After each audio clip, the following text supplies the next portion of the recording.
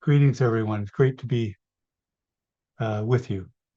Thank you for everything you do by learning, growing, and maturing. Our presentation today is entitled The Mystical Art of Nicomedes Go. You'll see before you shared with you this wondrous and beautiful work of art. There's a great deal to take in its symbolism. In a way, it's like revealing a revelation to us, an illumination or an influx of healing and restoration. The work of art is one that we can use as a meditational aid, something to inspire us, something to help lift us into the cosmic. You'll see in the lower register, we'll talk some more about the tumultuous times that we can live through, both in our worldly circumstances, in our environment, but also within ourselves. But then rising up into the cosmic, being touched by the divine, and having a new way of understanding, a reformation in our living and thinking. So we'll explore the detailed symbolism of this painting, the Sator Magic Square by beloved Rosicrucian artist Nicomedes Go, and we'll draw out many mystical and Rosicrucian laws and principles applied and depicted in this artwork of great harmony, profound insight, and inspiration that deeply resonate with the student of mysticism.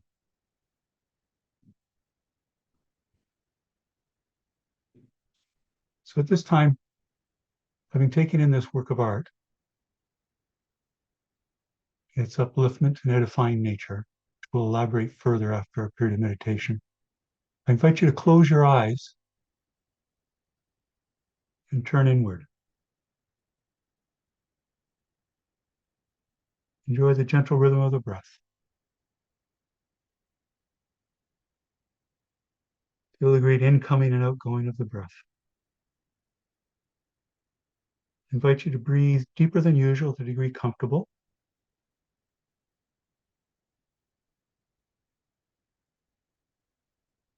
And also, I invite you to extend your exhalation longer than your inhalation.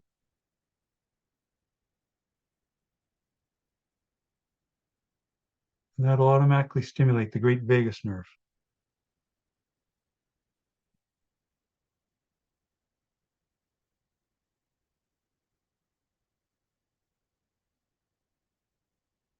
It causes the relaxation response.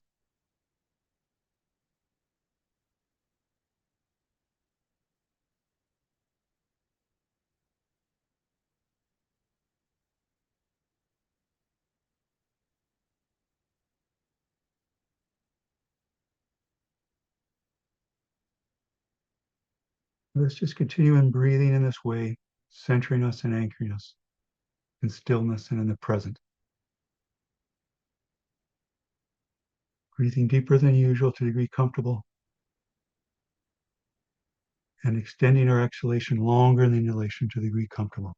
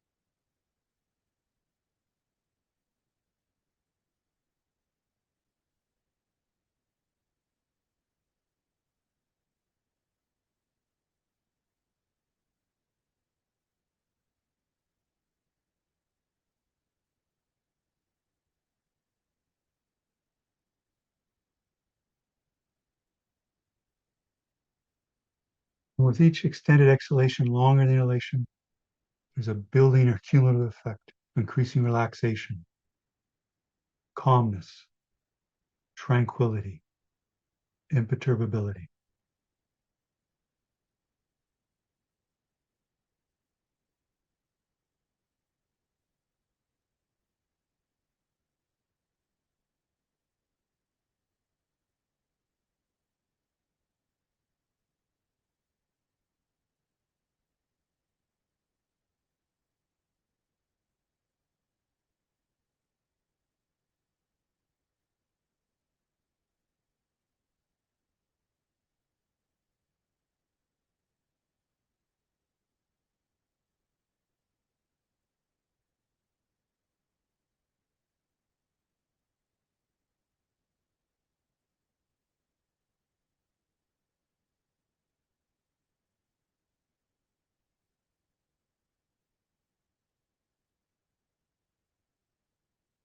Soon we'll continue our period of meditation and the work and worship of the Rosicrucian Order Amor, following the instructions of the Rosicrucian booklet Liber 777, which I'll give you resources for later on in the presentation. So let us continue our meditation, and I invite you to say with me the following prayer and invocation.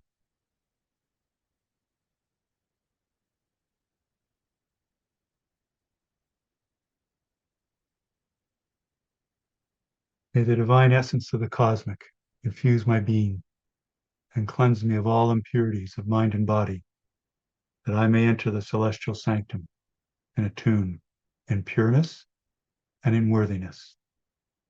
So mote it be.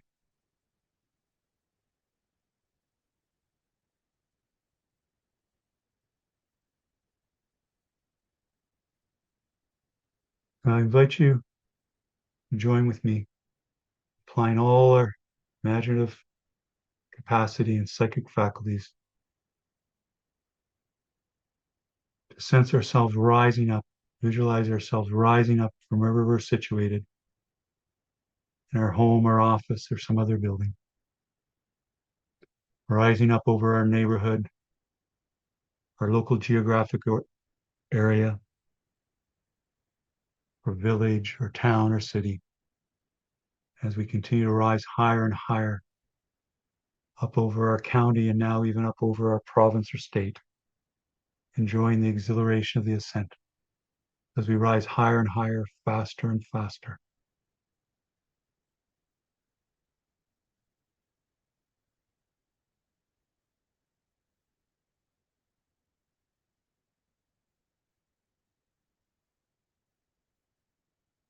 Now up over our great nation or country, seeing the weather systems below, the landforms, the water systems, inspiring system and order of it all. So we rise up higher and higher up now, up over the continent where we dwell,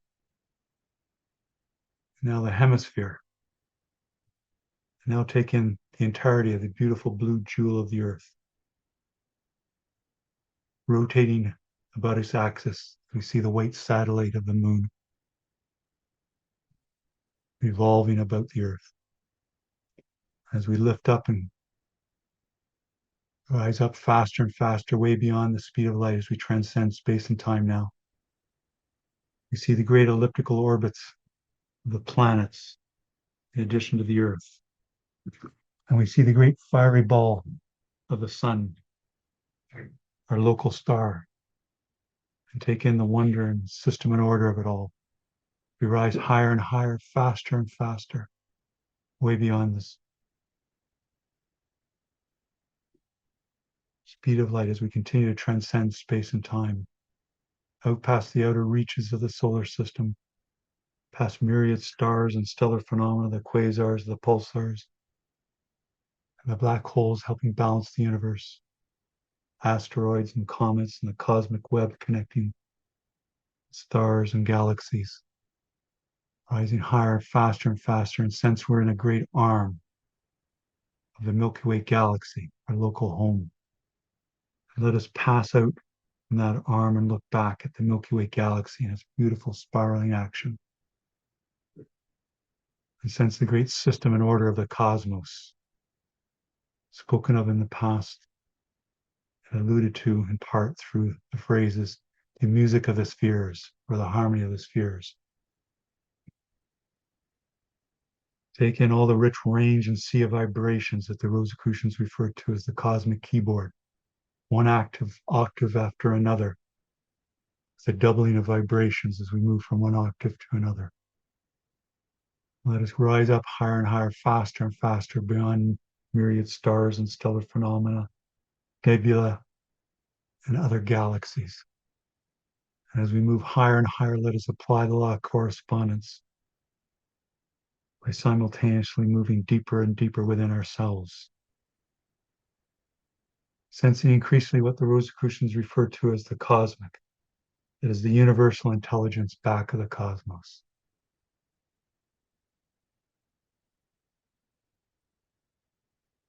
and all the natural and spiritual laws govern this great orderly cosmos.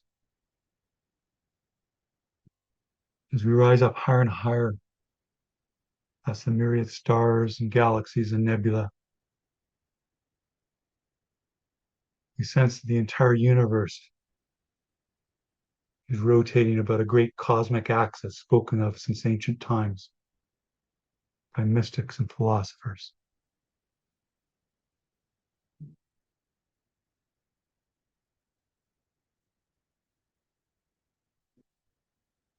When you sense the presence of that cosmic axis in the distance, speed towards its midpoint. And when you reach it close to it, slow up and let us dwell at the center point of the cosmic axis, the very center of the cosmos, at the center of our being. We'll apply further instructions of the Rosicrucian booklet, Liber 777,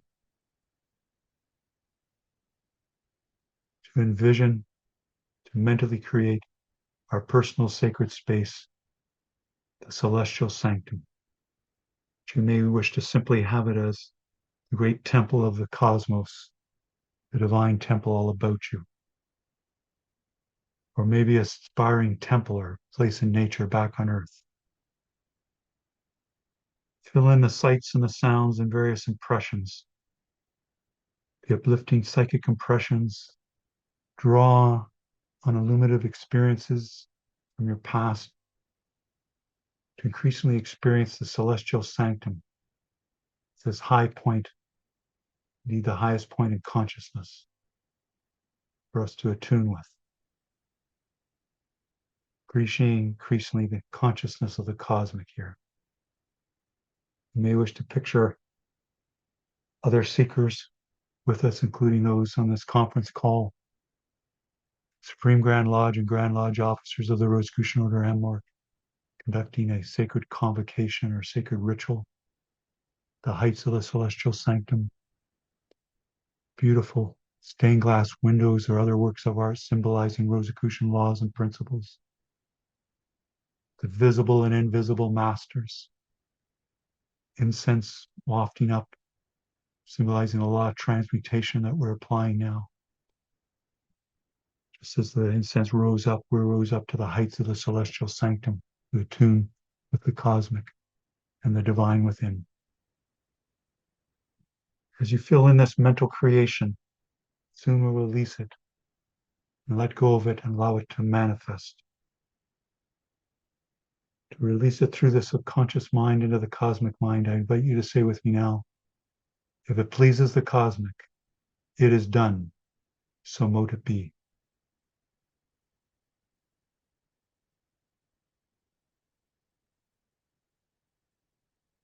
When you've done so, let us dwell, applying the law of silence, and feel all there is to feel,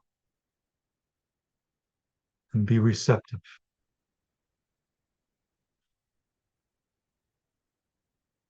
All impressions that may come from the divine within.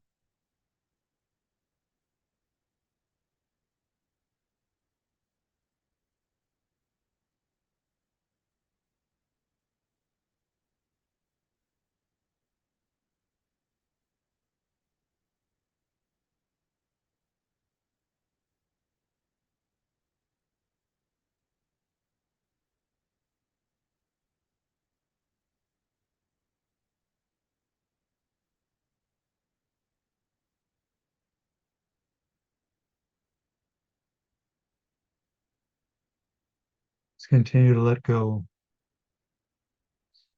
let flow, and surrender.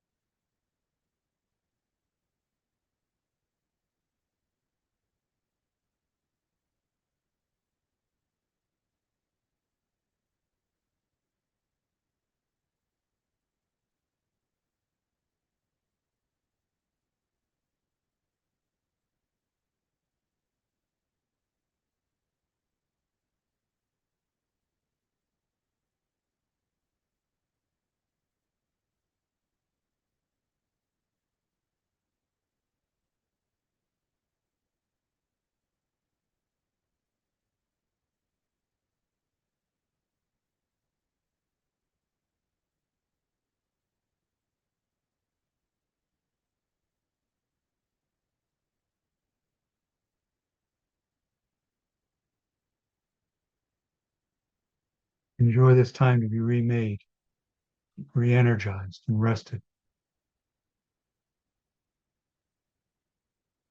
Feel the deep enrichment and ennoblement. We increasingly identify with our true nature and guide, the master within, the divine within.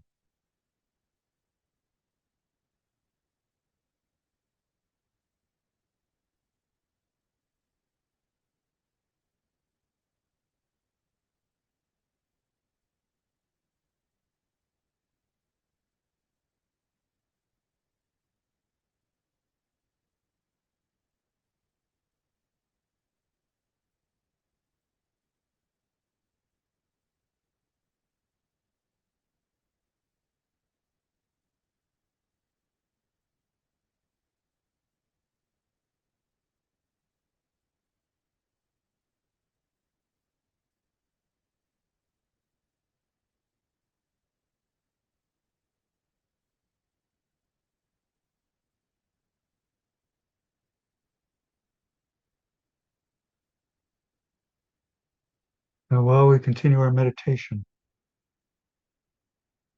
let us undertake another spiritual operation of the work and worship of the Rosicrucian Order Amok.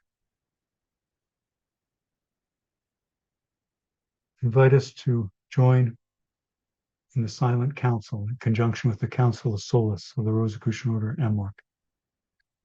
And let us radiate from the depths of our being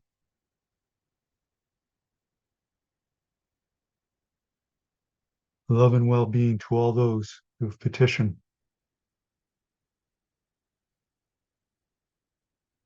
Council of Solace of the Grand Lodge of the Rosicrucian Order Amok for guidance and healing. And let us radiate love and well-being to all those who petition affiliated bodies of the Rosicrucian Order Amok for guidance and healing. And let us radiate love and well-being to all those we know who are in need of guidance and healing. And finally, let us radiate love and well-being from the depths of our being to all sentient beings throughout the cosmos who are in need of guidance and healing. Just let the radiations of love and well-being flow out like a great searchlight out from us, filling the cosmos, reaching all in need. At first, use great inner spiritual force. Gradually, I think you'll find you can let the master within, the divine within, take over. Feel the radiations out from you with an exhilaration, similar to the exhilaration to rising up to this high point of consciousness, the celestial sanctum.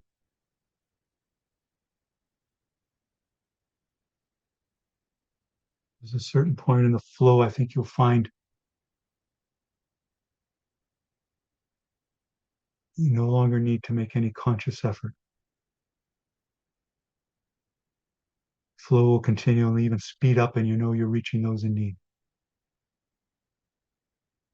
Just let the experience unfold. Applying the law of service and the law of cosmic attunement.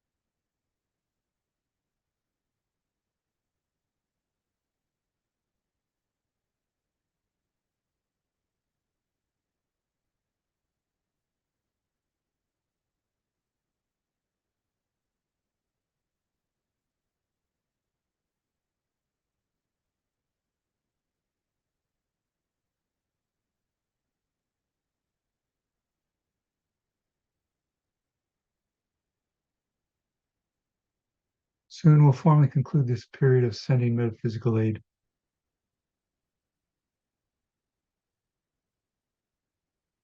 We let the radiations from the depth of our being continue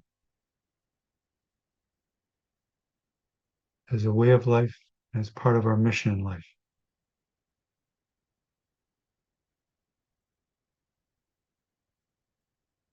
Before we conclude this work of the Silent Council in conjunction with the Council of Solace, I invite you to say with me now, cosmic law fulfills. What pleases the cosmic, it is done. So mote it be. And let us dwell a while longer from the heights of the celestial sanctum. And let our minds expand, just as the love and radiations expanded throughout the universe. So that our mind becomes the cosmic mind. Our mind expands to experience as the cosmic mind experiences. To assume the cosmic mind. To be the cosmic mind now.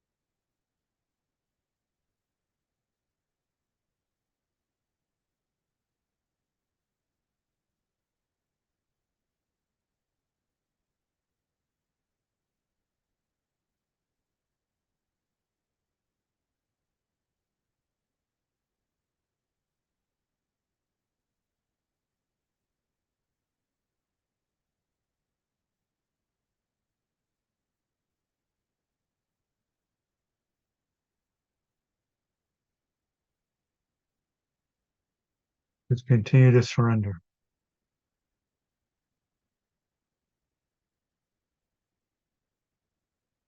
Allow the increasing presence of the divine within to come forward.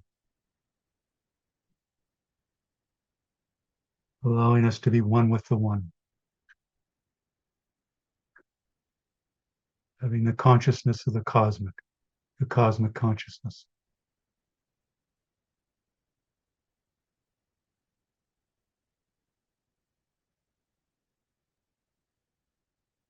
Now,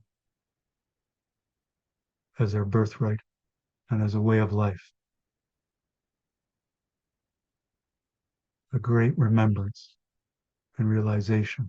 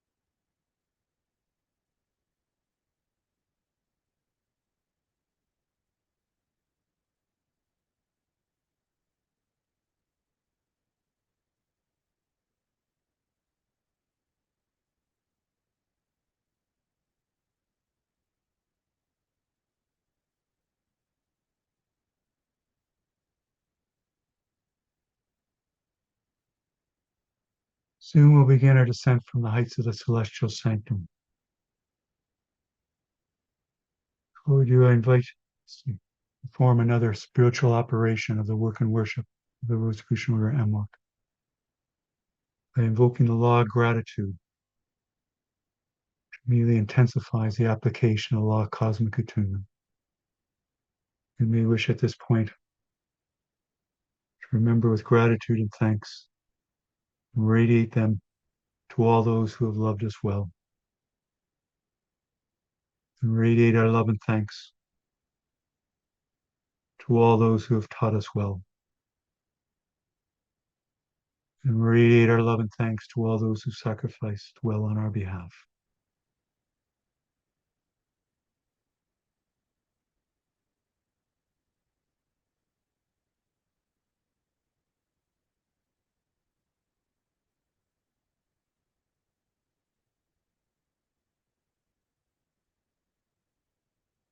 Now let us begin our descent from the heights of the celestial sanctum, moving at tremendous speed back through the universe,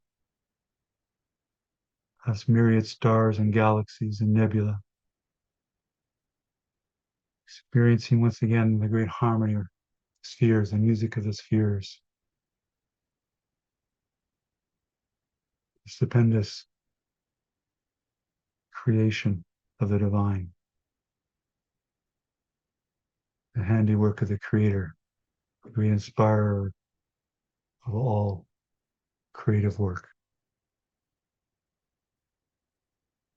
And we see in the distance, past the stars and galaxies, the great spiraling arms of the Milky Way galaxy, our local home. Let us speed towards it and plunge into the great arm where we dwell, and then past myriad stars and stellar phenomena, the quasars and the pulsars, black holes helping balance the universe, cosmic webs connecting the stars and other galaxies. You see in the distance the great elliptical orbits, the planets of our solar system, and our local star radiating its energy with a physical and psychic nature. We radiate such back to it. So we see the beautiful blue jewel of the earth, the temple of the earth. We come back to the hemisphere we left off, the continent where we dwell, great nation or country, our province or state, now back to our county and our local geographic area or village or town or city. Before we continue our descent, I invite you to say with me the following prayer and invocation in closing.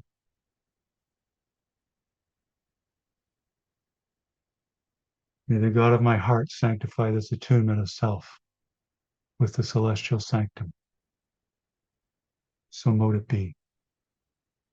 Let us continue our descent back in our home or dwelling or the building where we left off.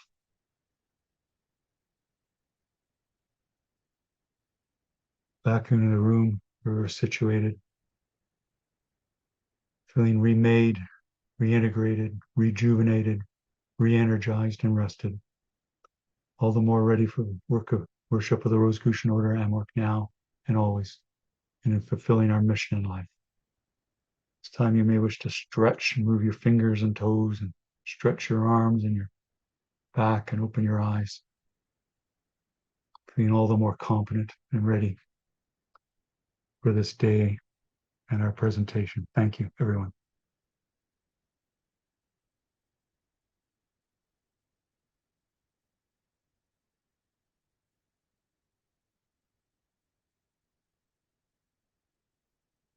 So we'll continue on our presentation entitled The Mystical Art of Nicomedes Go to the Sator Magic Square. Now, Nicomedes Go was a highly productive, dedicated, and ardent artist and illustrator throughout his life. He incarnated from 1903 to 1983. His beloved homeland was Spain. He lived part of his life in exile in France. In December 1956, he became a devoted and influential student of the Rosicrucian order Amorc. In the later part of his life, he did a series of paintings that have been called the esoteric series. And they have lots of symbolism of them of a mystical, spiritual, and esoteric nature. Indeed,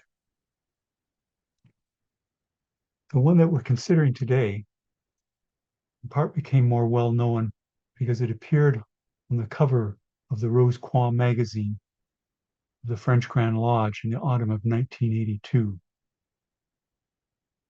But it is also related to the esoteric works that appeared on other covers of Rosicrucian publications. For example, on the left, we see the Rosicrucian Digest cover of December 1980 of the esoteric painting Unity. And on the far right, you see a recent cover of the Rose Croix Journal, a scholarly journal of the Rosicrucian order Amorc, whose executive editor is Claudio Mazzucco, imperator of the Rosicrucian order Amorc. And the editor-in-chief is Julie Scott, the Grand Master of the English Grand Lodge for the Americas Amorc. And we have with us on these teleconferences its assistant editor-in-chief, Ingrid Young. The work on the far right, depicted on that cover, cosmic keyboard that we experienced and alluded to during our ascent to the heights of the celestial sanctum. You can see that Nicomedes Go has struck a deep chord, literally and symbolically, in Rosicrucian and mystical students through these depictions on these Rosicrucian publications and through other means. Let's go into more detail in this quite notable artwork. For example, one of the things that may strike you is the hands that are in the upper left and right. They have a very calming, maturing effect. In fact, Nicomedes Go earlier in his career did a wonderful sketch in graphite of hands. It was part of an exercise of learning how to draw well and paint well. It's one that's been done for centuries by student artists. And the work on the right, the hands coming out of the darkness with their shading, they look like hands that have had considerable efforts and work. They've been used greatly in accomplishing work and worship in life. And the hands, while they not have the extensive spiritual and mystical and esoteric symbolism of the painting on the left, they nevertheless convey a deep spiritual conveyance of giving and receiving, of benediction and of support. And they have a similar function in the painting on the center. We see this motif also in another work of art by Nicomedes Go on the left, Peace on Earth and Goodwill to All. You see it has a similar structure that we saw on the Rosicrucian Digest cover images, that we have artwork that is higher than it is wide. It suggests verticality, rising up or descending from the heights. We see the hands here and here as well, with a similar impact in the painting that we're concentrating on, Sator Magic Square. These paintings give us a sense of like what we did in following the instructions of the booklet Liber 777. Indeed, in one of the esoteric series paintings, Nicomedes Go even actually has a depiction of that booklet, of rising up into the cosmic, but then also descending in an enlightened state, an enriched state, and a re-energized state for service. On the left, we have the dove descending, like it did at the time of John the Baptist's baptism of the Master Yeshua in the River Jordan, but also the symbolism of the dove of us raw purity, ascending and descending in the cosmos. You notice the work on the left is very lots of red and suggestive of the terrestrial realm, just like on our work on the right. We can see the dating and the signatures of Gomez in the lower right-hand corner of either painting. Thinking about these works and how they inspire us and uplift us. Let's think of the artist himself. You'll see him in his later stage of his incarnation. He's depicted with a detail of one of his other esoteric series of paintings. You see the Shekinah, the presence of God in our midst of a Rosicrucian temple, and there's the tremendous radiations of the heart from the center, and also various faces. And we see the colors gradually moving up into more spiritualized effect as humanity becoming enriched and ennobled. We see a similar effect in our painting on the left here, the tumultuous experiences of humanity. Indeed, continue to look at this work. We'll see that there's the number 16 in the lower part, and I know many of you are thinking immediately of the Tower Tarot card, the 16th Major Arcana card. And we see tower crenulations in the various lowest part of the works of architecture. And they also see the tower itself being struck by lightning here. And there's figures falling from the tower. In a way, this is symbolic of the Great Reformation in our own lives. We don't have a strong foundation. We need to rebuild. Some major event may come and cause us upheaval or cause us to change. But it's something to be embraced and ennobled and enriched by. It's something that we can learn from greatly. You know, it's interesting in this regard, Toronto Lodge, Amorc in Toronto, Ontario, Canada, this past weekend, had workshops in alchemy and Kabbalah with Leo Adams, one of the beloved presenters in the Rosicrucian Order, Amorc, who joins us in these Wednesday teleconferences. And he talked about the Tower Tarot card and its relationship to alchemy. There's the concept in alchemy of the various 7 stages of alchemical processes of transformation. And the first that's associated with this tarot card of the calcination leading into the dissolution is that there has to be a great reformation, a great reforming of our viewpoints, great unlearning. And while it can be very daunting and challenging, you can see in the upper reaches of this work of art, there's the revelation that comes through meditation like we just did, and the great lessons of life that are always before us. In this way, we're uplifted and ennobled. Continue to think about this work of art. You'll notice how there's a great egg shape here that has radiations of an aura going off it, and great radiations and bands here. A great realization of the cosmic consciousness. The egg, of course, is symbolic in various ways, including in alchemy, the period of incubation, of gestation, of new formation, of being rebirth from the tumultuous experience here. You see, we have those tumultuous experiences within ourselves, it's true. And indeed, those tumultuous experiences, humanity within themselves, get mirrored and help create the tumultuous experiences in the world. For example, in the case of our artist Gomez, he lived through World War I, being in Spain, the Spanish Civil War, and World War II during his exile in France. So he knew well, and he gave warnings through paintings of his esoteric series that humanity has to follow its highest nature, follow the dictates of the master within, our true guide in life, not the outer self. When we try to guide our lives and societies by the dictates of the outer self, what results is the great Tower card here, tumultuous times. But these in themselves, again, built into existence, is great lessons that are always there for us, especially when we turn within, and then the pain is reduced, the feeling of overwhelm is reduced, the anxiety is reduced. We enter into the great calmness of the divine within. Similar with this great egg of gestation. and reformation and rebirth. And we'll notice that even within that great uh, egg, there's a heart shape here.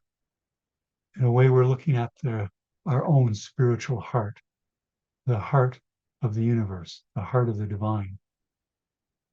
And there's radiations again from its center. And we see a great rose cross being formed here. Indeed, a very special rose cross, the Hermetic rose cross. I'll give you more resources on it and a detailed description from the past Imperator H. Ralph M. Lewis's book, Behold the Sign, Ancient Symbolism. The heart, of course, is at the center of mysticism. It emphasizes the great radiations of love that we did during our period of meditation and sending mythical aid, but also making love the central law of our life, for it is the central law of existence, and being more loving in all ways, in all senses. And this great work of art is encouraging us in that. We notice on the Hermetic rose cross, its outer reaches, symbolisms to do with alchemy. The sulfur, the salt, and the mercury, and their inner spiritual meaning that are revealed to us directly and indirectly in our weekly lessons, in our home sanctum, in the teachings of the Rosicrucian Order Amark, and with our exercises, meditation, mental creation, metaphysical aid like we did, and many more. You also notice on this work of art many other things to take note of that are, in fact, this work of art, as mentioned earlier, it helps us to actually just take time to look at it, absorb it, and go more deeply in it. In a way, we're falling back to the cosmic attunement experience of the artist, drawing back into that and having the universal experience ourselves. And just like the artist bequeathed to us or clothed his impressions with this work of art, so through our own cosmic attunement, in whatever form it takes in the arts and the sciences, and myriad other expressions, we can clothe the cosmic attunement experience and give it back to others as a work of service, a work of upliftment. We'll see in here too, as well, certain special symbols. There is, for example, the mother letters of the Hebrew alphabet. They're also associated with the 22 letters of the Hebrew alphabet.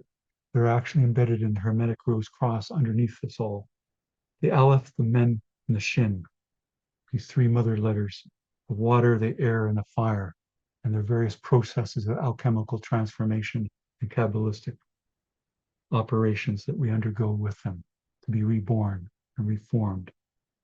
We also see at the center, in gathering our attention from the beginning, what's referred to as the Sator Magic Square, or sometimes as the Sator Magic Square. It's a very intriguing work because it suggests a highly symbolic order in its fourfold and square structure. You see, it's a grid of letters, a 5x5 square, individual squares, 25 squares. And there's letters there. And you'll notice that if you go to the far left and read vertically down, you see Sator. But if you read from the bottom left up to the top left, you see Rotas. And if you go over to the far right, you see Rotas there, going down, and going up on the far right, you see Sator again. In fact, these letters are repeated again and again throughout the structure. The Sator, if you read horizontally, has been associated with the word, including from the Latin, Sator, of Sator to be the sower or the farmer. And if you go down below, it's a repo, which is thought to be a proper name of a person. Some interpret it as guided to the end of life. And then you see Tanat, which means holds, or that which contains the whole. And the opera, of course, work, we know from the Latin, and rotus means cycle or wheel. Putting it together, you would have thought the conveyance of a message says the sower, a repo, holds with works the wheels. In other words, there's like the great hands reaching down in benediction. There's an experience of a repo helping guide the great wheels and cycles of creation, this great work of creation. Now, there's many interpretations of this work, and the magic squares, I know many of you have seen in numerical form, whereas you add up the rows or the columns or the diagonals, they sum to the same value, and there's special properties. This has a similar operation of suggesting the cosmic, that is the laws back of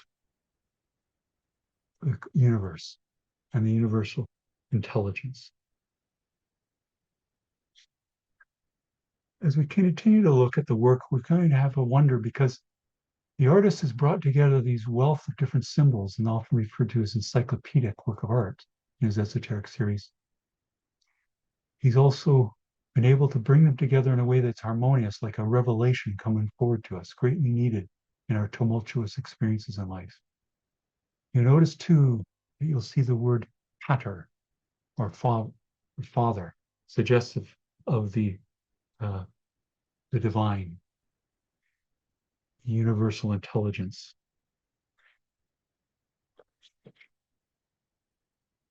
But also, the letters pater come from, in part and in whole, from the letters of the Sator Square.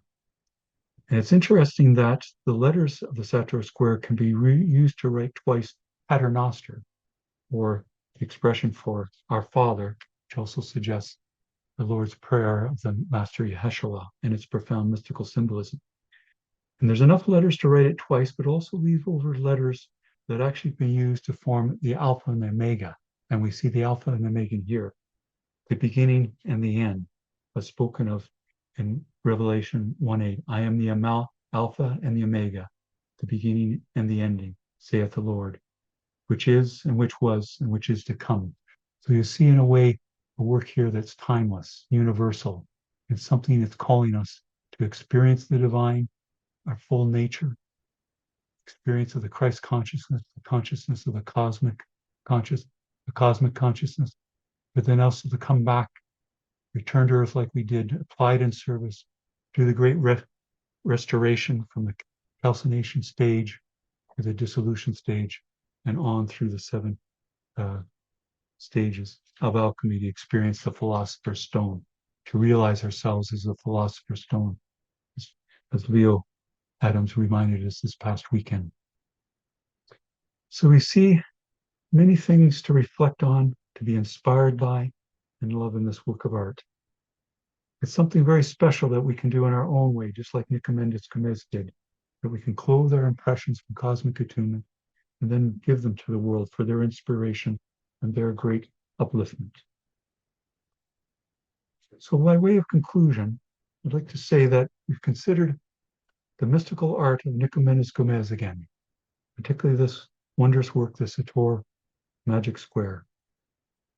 And we've explored the detailed symbolism of this painting, and we've drawn out many mystical and Rosicrucian laws and principles applied in it, and experienced thereby its great harmony, both in an intellectual way, but also in a psychic, emotional, and overarching mystical way. And also its profound insight suggestive to us and the inspiration that resonates deeply within us as students of mysticism. Thank you, everyone.